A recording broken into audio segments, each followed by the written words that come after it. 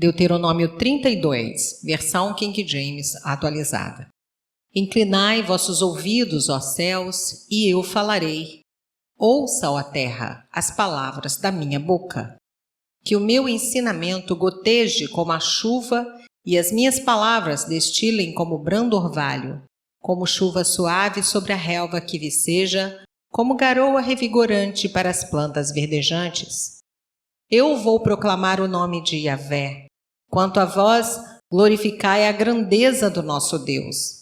Ele é a nossa rocha, as suas obras são todas perfeitas e seus caminhos todos justos. Deus é fiel e jamais comete erros. Deus é bom, sábio e justo. Contudo, seus filhos se entregaram ao pecado, deixando de agir como filhos, se tornaram manchas, marcas de uma geração perversa e corrupta. É assim que retribuis ao Eterno, povo insensato e ignorante. Em verdade, Ele é teu Pai, o teu Criador, que te remiu e te estabeleceu. Recorda os dias que se foram, traz à tua memória a história das sucessivas gerações. Indaga teu pai e ele te informará, aos teus anciãos e líderes, e eles te esclarecerão. Quando o Altíssimo separou os povos e deu a cada nação as suas terras em herança, quando separava os filhos dos homens um dos outros, fixou os limites dos povos segundo o número dos filhos de Deus. Mas o povo preferido do Senhor é Israel, Jacó e a descendência que lhe coube. Deus os encontrou perdidos numa terra deserta e inóspita, numa região onde viviam animais ferozes. Achegou-se a Israel e dele cuidou, protegeu-o como a pupila dos seus olhos, como a águia que desperta sua ninhada, paira sobre os seus filhotes e em seguida estende as asas para apanhá-los, carregando-os sobre elas. O Eterno sozinho o levou, nenhuma divindade estrangeira o ajudou. Ele o fez cavalgar sobre os lugares altos da terra e o alimentou com o fruto dos campos.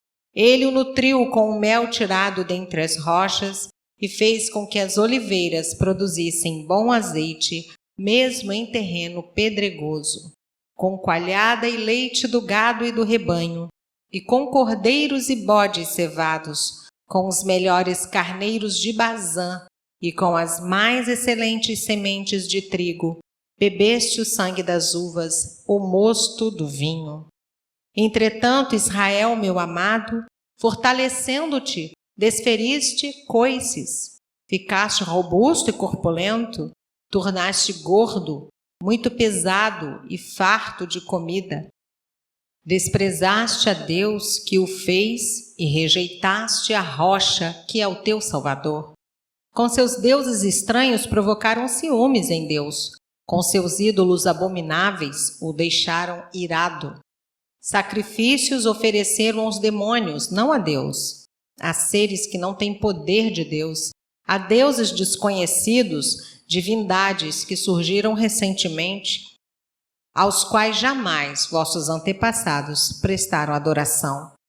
Abandonaste a rocha que te gerou e te esqueceste do Deus que te deu a vida e te fez nascer. O Senhor contemplou tudo isso e também os desprezou por causa da abominável provocação de seus filhos e suas filhas, e afirmou: esconderei deles o rosto e observarei o fim que terão, porquanto são geração perversa, filhos infiéis. Ao mais doloroso dos zelos me provocaram por meio de deuses inexistentes. Com ídolos e imagens me irritaram. Eu também farei com que sofram ciúmes de quem não é meu povo. Nem mesmo nação é. Com uma multidão de pessoas insensatas eu os provocarei a ira. Porquanto um grande fogo foi aceso pela minha ira, labaredas que queimarão até as profundezas do Sheol, abismo dos mortos. Amontoarei desgraças sobre eles, as minhas setas esgotarei contra eles. Consumidos serão pela fome, devorados pela febre e peste violenta, E contra eles ainda enviarei dentes de feras e venenos de víboras que se arrastam pelo pó da terra. Pelas ruas a espada os deixará sem filhos, em suas casas reinará o terror. Morrerão moços e moças, crianças e homens já grisalhos. Eu declarei que os espalharia pela terra e que apagaria da humanidade a lembrança deles. Contudo, tive cuidado em relação à jactância dos teus inimigos, que zombando e mentindo poderiam alegar ao mundo: a nossa mão poderosa venceu Israel diante da inércia de Deus. Porque o meu povo é gente sem juízo e sem entendimento. Quem dera fossem sábios e perspicazes, então discerniriam qual será o seu fim. Como poderia um só homem perseguir 1000, ou 2 fazerem fugir 10.000, a não ser que a sua rocha os tivesse vencido, a menos que o Senhor os tivesse abandonado? Porquanto a rocha deles não é como a nossa rocha, e os próprios inimigos afirmam esta verdade. Porque a sua vinha é da vinha de Sodoma e dos campos de Gomorra. As suas uvas são uvas contaminadas de veneno e os seus cachos de amargura. O vinho deles arde como a peçonha mortal das serpentes, como o veneno dos répteis mais terríveis. Acaso não guardei isto em sigilo? Não o selei em meio aos meus tesouros mais secretos? A mim pertence a vingança e todo tipo de pagamento. No tempo certo, os pés desta gente começarão a escorregar. O dia da sua desgraça aproxima-se célere, e o seu próprio destino se apressa sobre eles. Yahvé julgará o seu povo e terá compaixão dos seus servos. Quando observar que o poder deles se esborrou e os homens livres e escravos se desfizeram em pó, então bradará o Senhor: agora! Onde estão os seus deuses, a rocha em quem depositaram sua confiança e buscaram refúgio? Os deuses que se alimentavam da gordura dos sacrifícios e bebiam vinho das suas libações? Que se ponham de pé nesse momento e vos proporcionem algum socorro, que eles vos consigam abrigo, alguma proteção. Vede agora que eu sou o único, eu somente, e mais nenhum Deus além de mim. Faço morrer e faço viver, faço adoecer e faço sarar. E ninguém há que seja capaz de livrar-se da minha mão. Levanto minha mão para os céus e proclamo: juro pelo meu próprio nome, que quando eu afiar a minha espada refulgente e a minha mão empunhá-la para exercer juízo, eu me vingarei de todos os meus inimigos e retribuirei aqueles que me odeiam. Embeberei as minhas setas de sangue ao mesmo tempo em que minha espada ceifar e devorar carne humana. O sangue dos mortos e dos prisioneiros, as cabeças dos líderes adversários. Exultai, cantai de alegria, ó nações, com o povo dele, e todos os anjos o adorem.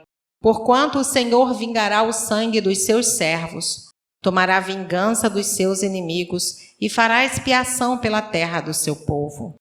Então Moisés veio com Josué, filho de Num, e recitou com grande voz as palavras dessa composição poética aos ouvidos do povo. Quando Moisés terminou de proclamar todas essas palavras diante da congregação de Israel, ainda declarou: guardai no coração todas as orientações que hoje vos transmiti solenemente, para que ordeneis aos vossos filhos, a fim de que obedeçam fielmente a todas as palavras desta lei. Porque esta palavra não é para vós outra coisa vã, antes é a vossa vida, e por esta mesma palavra prolongareis os vossos dias sobre o solo do qual ides tomar posse em breve, assim que atravessardes o Jordão. Naquele mesmo dia, Yahvé falou a Moisés: sobe a essa montanha de Abarim até o monte Nebo, em Moabe, em frente a Jericó, e contemple Canaã, a terra que concedo aos filhos de Israel como propriedade.